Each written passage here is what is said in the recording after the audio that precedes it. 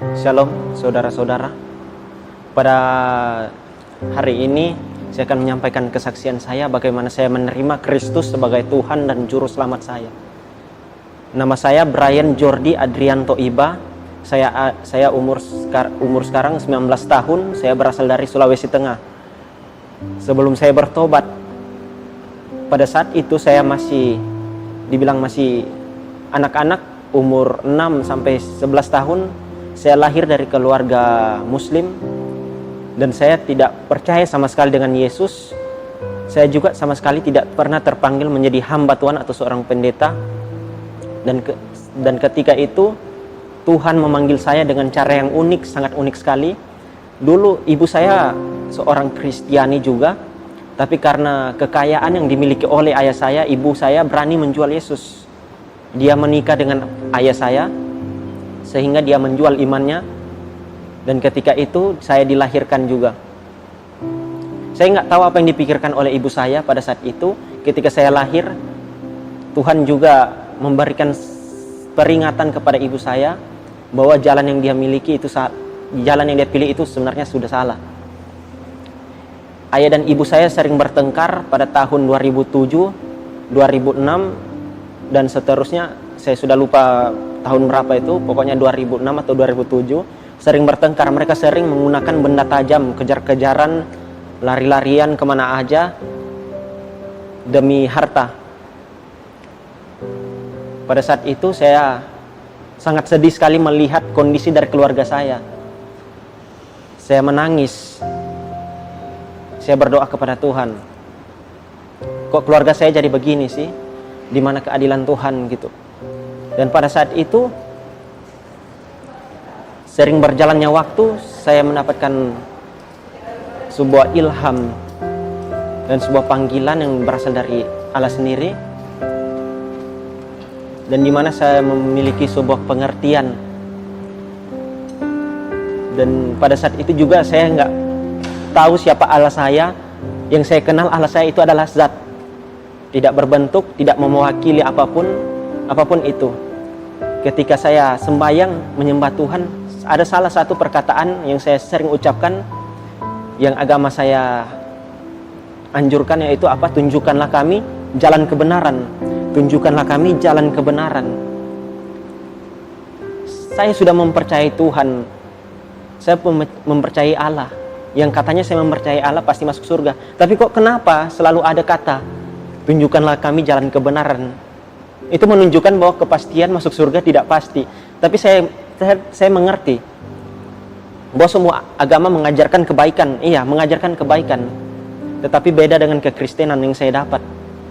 Pada saat itu saya membaca Alkitab. Kenapa saya bilang membaca Alkitab? Pada saat saya memberanikan diri saya membaca Alkitab, padahal diri saya bukan orang Kristiani. Karena di kitab saya sebelumnya itu menganjurkan untuk membaca Alkitab. Kalau nggak percaya coba cek sendiri di kitabnya yang sebelumnya, cek sendiri. Itu berada di Ali Imran ayat 45. Di situ dikatakan bahwa Tuhan sendiri, Allah Subhanahu wa taala, menurunkan Taurat dan Injil, dan di dalam Injil itu ada cahaya dan kebenaran bagi orang-orang bertakwa. Makanya saya memberanikan diri untuk membaca Alkitab. Saya baca Alkitab dari Kejadian, mungkin saya lampang-lampang pada saat itu, dan saya mendapat satu ayat yang itu di Injil Yohanes ayat 1, bahwa dikatakan di sini, pada mulanya adalah firman. Firman itu bersama-sama dengan Allah, dan Allah itu adalah firman itu sendiri. Dan di ayat 3, di sini dikatakan segala sesuatu dijadikan oleh Dia, tanpa Dia tidak ada sesuatu pun yang jadi. Nah, saya mulai berpikir, firman, siapa firman itu? Siapa kalimat itu? Siapa perkataan itu? Ketika saya baca di Ali Imran ayat 45, di situ yang dikatakan firman itu sendiri adalah Isa Al-Masih. Saya mulai penasaran siapa Isa Al-Masih ini? Karena di Al-Maidah, di Al-Maidah 46 dianjurkan untuk membaca Alkitab, membaca Injil, karena dalam Injil ada petunjuk, cahaya dan kebenaran. Dan di situ saya mulai beberapa tahun, saya mulai untuk mencari kebenaran itu, siapa firman, siapa Isa Al-Masih itu, saya cari, saya baca semua.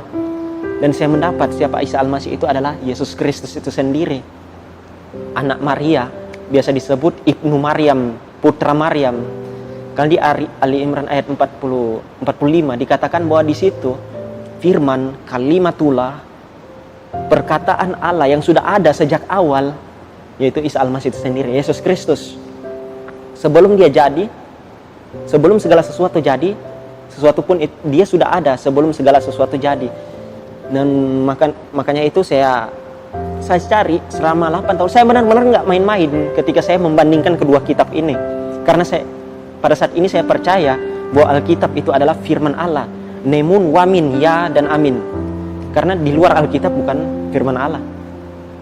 Ketika saya baca di Yohanes 8 ayat 58 di sini, kata Yesus kepada mereka, aku berkata kepadamu, sesungguhnya sebelum Abraham jadi, aku telah ada.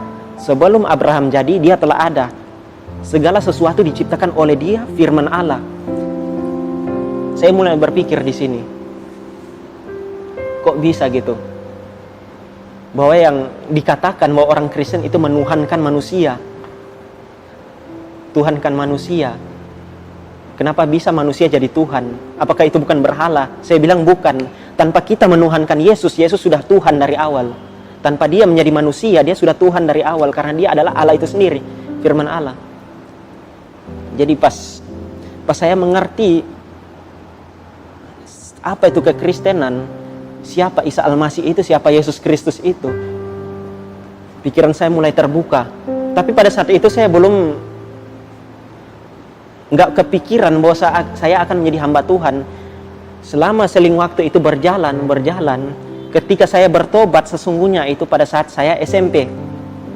Saya menerima Yesus. Saya banyak memberitakan Yesus, siapa firman Allah itu sendiri. Karena Allah yang kita pahami sekarang adalah Allah yang sebenarnya. Gitu. Allah tanpa firman itu kosong. Jadi kalau mau bilang Allah itu bukan firman, itu dia bukan apa-apa. Karena Allah menciptakan segala sesuatu dengan firman. Yang dikatakan di agama saya sebelumnya, Allah menciptakan segala sesuatu itu menggunakan kum fayakum, yang berarti dengan perkataannya. Jadilah terang, jadilah ini, jadi ini, gitulah. Jadi setiap orang yang percaya akan firman Allah itu sudah mempercayai Allah itu sendiri. Karena ketika saya bertobat, saya nggak pernah main-main gitu mau cari Tuhan, mau cari kebenaran. Saya menyelidiki setiap kitab. Saya nggak pernah main-main 1% pun. Saya cari, karena satu hal yang paling saya takutkan itu adalah masuk neraka. Karena bicara dengan masuk neraka itu adalah abadi. Jika engkau masuk neraka, engkau mau minta ampun di neraka pun itu nggak akan diampuni. Makanya saya paling takut itu saya masuk neraka, gitulah. Semua agama mengajarkan kebaikan, tetapi belum tentu semua agama mengajarkan kebenaran, gitu. Agama mengajarkan kebaikan, tapi belum tentu mengajarkan kebenaran, gitu. Jadi di sini saya mengerti bahwa kekristenan itu bukan mengajarkan untuk menjadi hidup yang baik, tetapi menjadi hidup yang benar. Hidup yang baik tetapi tidak menjadi hidup yang benar itu sama saja dengan omong kosong. Kita hidup berbuat baik, melakukan amal ibadah, melakukan sedekah apapun itu, tapi hidup kita tidak benar di hadapan Tuhan, itu kosong. Jadi saya belajar bahwa di sini kehidupan benar itu lebih penting daripada kehidupan yang baik. Karena dalam kekristenan kita diselamatkan bukan karena perbuatan baik kita, bukan karena amal ibadah kita, tapi kita diselamatkan karena kasih karunia. Makanya saya menerima Yesus. Karena saya sadar diri saya nggak sempurna. Mungkin ada dosa yang tidak saya sengaja lakukan, iri hati, pikiran apapun yang melenceng dari firman Tuhan itu sudah dosa. Walaupun kita nggak sengaja. Makanya saya sadar, satu dosa pun yang kita buat, dosa kecil maupun dosa besar, itu sama saja di mata Tuhan. Gitu. Makanya saya takut ketika saya baca di Titus 3 ayat 5. Pada waktu itu dia telah menyelamatkan kita bukan karena perbuatan baik yang telah kita lakukan. Tetapi karena rahmat-Nya, oleh permandian kelahiran kembali dan oleh pembaruan yang dikerjakan oleh Roh Kudus. Segala sesuatu kita diselamatkan bukan karena perbuatan baik. Kita mau usaha, mau mengusaha keselamatan kita. Kita mau memanjat untuk masuk surga. Tuhan nggak bisa disogok dengan perbuatan amal baik kita. Gitu loh. Saya bilang, Tuhan, saya mau masuk surga. Saya berbuat baiklah, saya sembayanglah, saya mau memberi sedekah. Oh, nggak bisa. Ajaran kekristenan bukan kayak gitu. Keselamatan itu diperoleh karena kasih karunia. Tuhan nggak bisa disogok. Karena Allah orang Kristen itu nggak bisa disogok. Lo mau sogok dengan perbuatan baik, lo mau sogok dengan amal ibadah, itu nggak bisa. Keselamatan terjadi ketika lo mengaku Yesus sebagai Tuhan dan Juru Selamat. Karena kalau engkau nggak mengaku Yesus sebagai Tuhan dan Juru Selamat, engkau nggak selamat. Karena pribadi Allah itu dalam Yesus. Kalau engkau nggak mengaku Yesus, engkau menyembah Allah yang salah. Pemikiranmu terhadap Allah, pemahamanmu terhadap Allah melenceng ke kiri, melenceng ke kanan, bukan Allah yang lurus, gitu. Makanya saya sadar bahwa diri saya nggak sempurna, diri saya nggak bisa dibilang suci lah, nggak bisa dibilang kudus. Makanya saya sadar, karena saya sadar saya menerima Yesus, bukan karena perbuatan saya, bukan karena amal ibadah saya, melainkan anugerah Tuhan. Oleh darah Yesus saya ditebus. Bukan oleh perbuatan saya ditebus. Karena usaha manusia tidak menghasilkan apapun. Kita manusia, kita nggak bisa menebus dosa kita nggak bisa tebus sendiri. Tuhan nggak bisa disogok. Makanya itu, melalui Yesus, melalui penebusan, dosa apa yang kau lakukan, dosa ketika apapun itu, dosa itu udah diselesaikan sama Yesus. Bukan berarti ketika kita ketika kita menerima Yesus kita seenak saja berbuat dosa, enggak.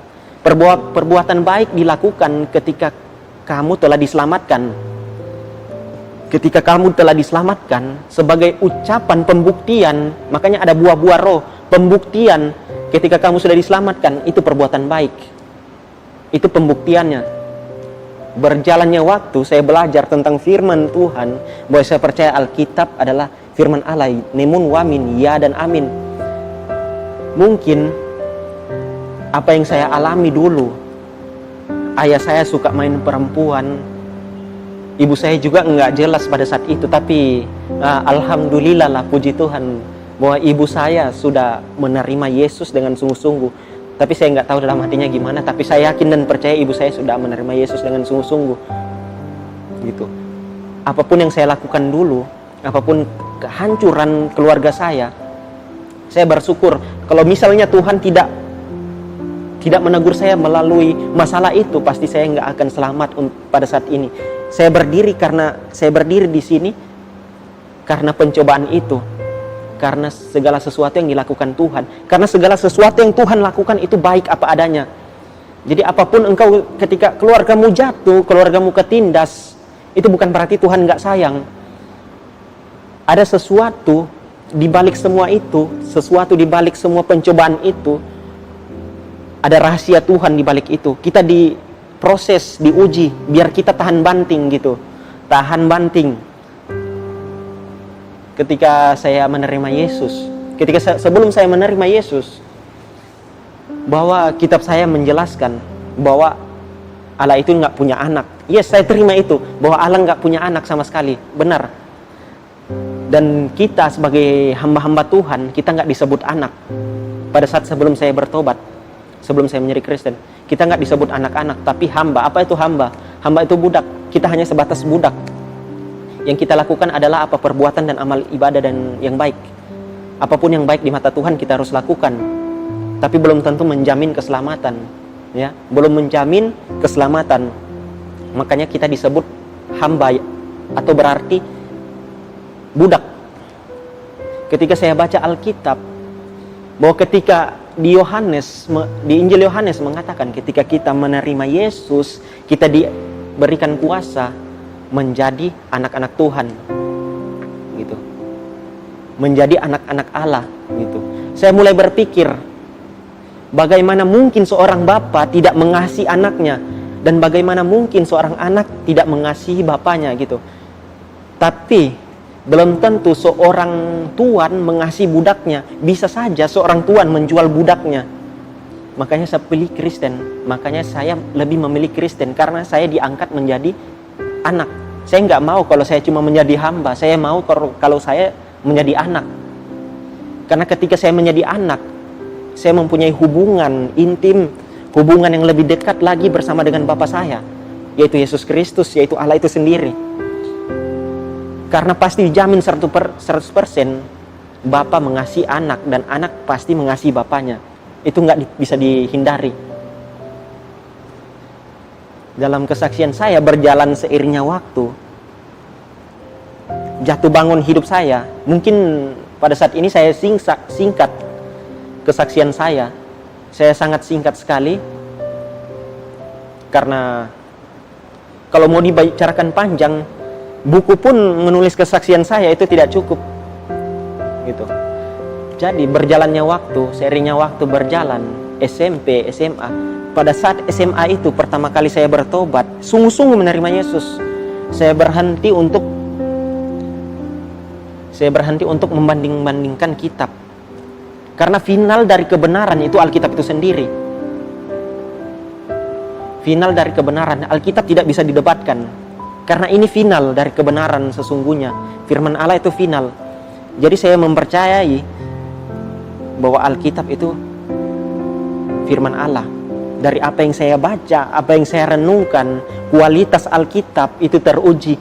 Maupun itu tentang kesaksian, maupun itu tentang pencobaan, semuanya ada di Alkitab gitu.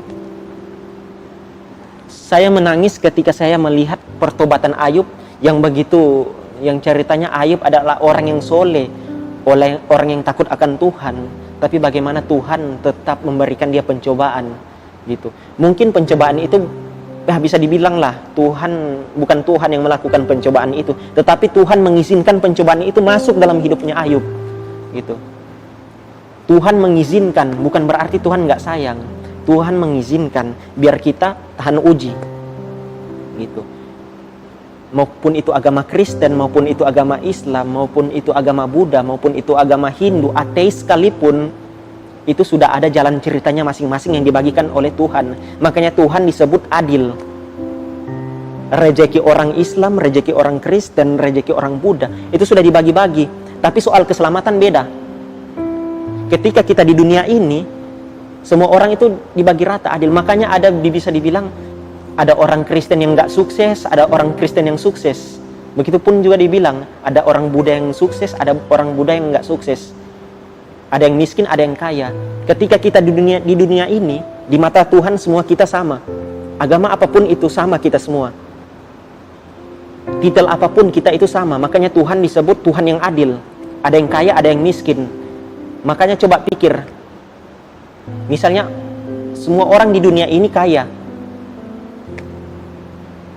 Misalnya semua orang di dunia ini kaya gitu.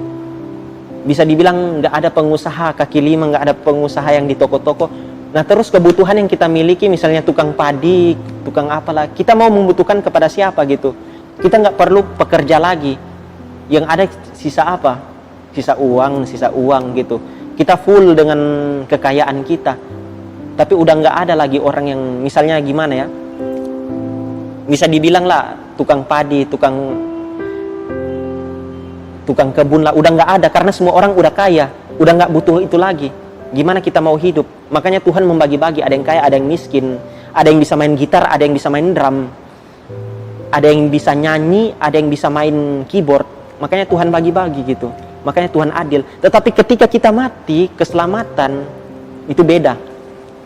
Orang mati ketika dia sudah menerima Yesus sebagai Tuhan Juru Selamat, saya yakin jamin 100% orang itu tidak akan dikecewakan.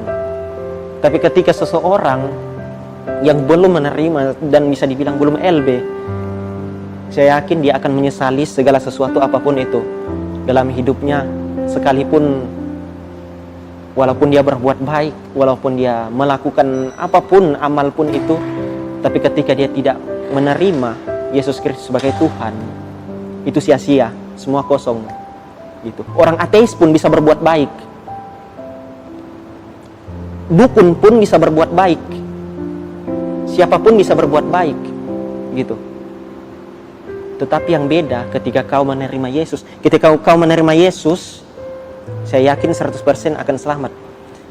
Berjalannya waktu, seringnya waktu, saya melihat KKR dari Pendeta Gilbert, hati saya tergerak untuk, pada mulanya saya masuk di sekolah kependetaan di STTGGI, sekolah teologi. Saya sebenarnya hanya iseng-iseng masuk gitu, ingin tahu apa sih isi Alkitab itu. Saya nggak punya kelebihan, saya nggak bisa main gitar, saya nggak bisa main piano, apapun itu saya nggak bisa. Makanya pilihan jalan terakhir saya untuk menjadi seorang pendeta, karena saya nggak mempunyai kelebihan apapun. Saya masuk aja iseng, biar aja lah. Sekali-sekali juga masuk biar saya bisa belajar firman Tuhan, habis itu saya keluar gitu. Tetapi ketika saya masuk di STT, panggilan Tuhan itu sangat kuat terhadap saya. Seakan-akan Tuhan bilang saya akan menjadi seorang penginjil gitu. Saya nggak, sampai sekarang pun saya nggak mau jadi pendeta. Saya bahkan nggak mau. Saya nggak mau jadi pendeta. Saya lebih suka dibilang menjadi seorang penginjil, karena kerinduan saya biar semua orang itu selamat, biar semua orang itu mendengar kabar baik itu. Siapa yang disebut Isa Al-Masih lah, siapa yang disebut firman Allah gitu, siapa yang disebut anak itu sendiri gitu. Biar orang bisa mengenal, melalui Yesus orang dapat mengenal Allah. Karena kalau mereka tidak mengenal Yesus, mereka sama sekali tidak mengenal Allah. Yang mereka kenal adalah namanya saja gitu. Dia adalah sebuah zat yang tidak berbentuk, yang tidak akan pernah turun ke bumi, yang tidak akan pernah bertemu dengan manusia, yang sama sekali tidak akan bersosialisasi dengan manusia. Hanya itu yang mereka tahu.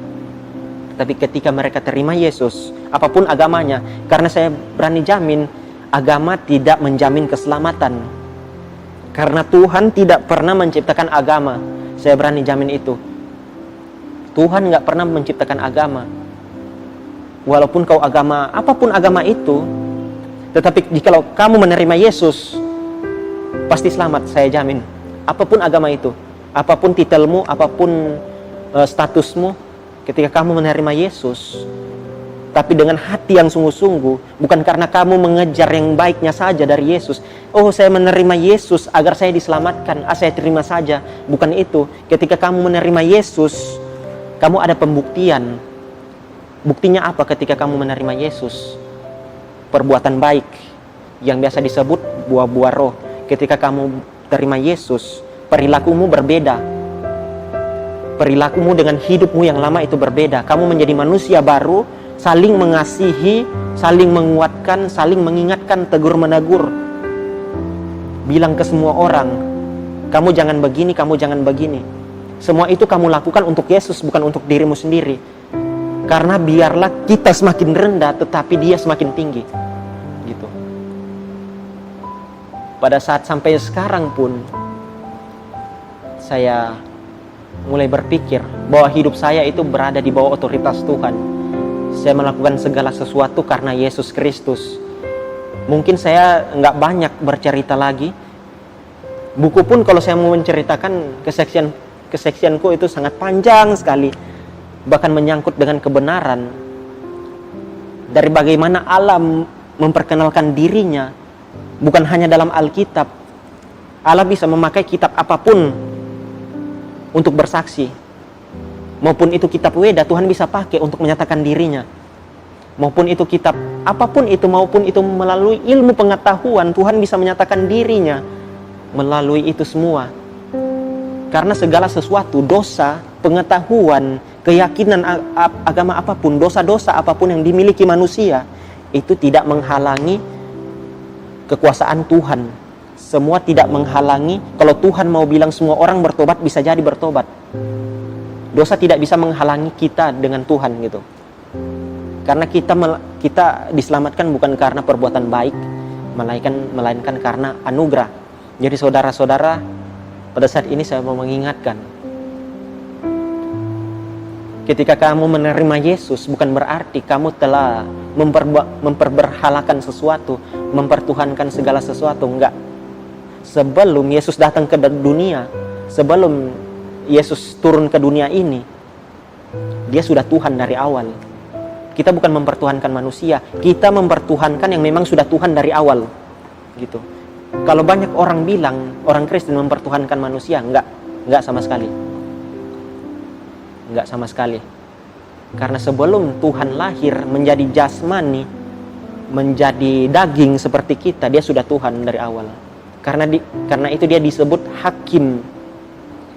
Dia yang akan datang di zaman akhir zaman nanti, dia akan menghakimi semua kita yang hidup. Karena di ajaran sebelumnya saya diajarkan tidak ada hakim selain Allah itu sendiri. Satu-satunya hakim yaitu hanya Allah sendiri. Nah, pertanyaan saya, siapa itu hakim yang akan datang terakhir itu? Kalau bukan Yesus itu sendiri. Karena tidak mungkin seorang manusia menghakimi manusia. Karena manusia tidak ada yang sempurna. Benar nggak? Benar. Manusia tidak ada yang sempurna. Karena itu Yesus sebagai Tuhan itu sendiri. Karena dia Tuhan, dia itu sempurna. Dia datang, makanya Tuhan menghakimi manusia. Nggak ada namanya manusia menghakimi manusia. Nggak ada. Yang ada Tuhan menghakimi manusia. Gitu. Dan ketika saya sadar, ketika saya mengerti tentang kebenaran firman Tuhan, saya ingin membagikan kepada seluruh dunia. Bukan berarti saya membenci manusia yang di luar Kristen, enggak. Ajaran kekristenan mengajarkan bahwa kita mengasihi semua, walaupun itu musuh kita, maupun itu beda agama, maupun itu beda pemikiran, maupun itu berbeda ideologi. Kita harus mengasihi mereka. Karena itu ajaran Kristen adalah mengasihi. Gitu. Karena segala sesuatu, iman, pengharapan, dan kasih.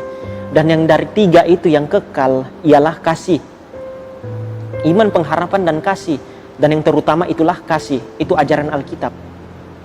Iman tanpa kasih, itu namanya apa? Nggak ada apa-apanya itu. Pengharapan tapi tanpa kasih, itu juga bukan apa-apa. Makanya kasih itu dibutuhkan dalam kekristenan. Ketika saya sadar, ketika berjalannya waktu, seiringnya waktu, saya ingin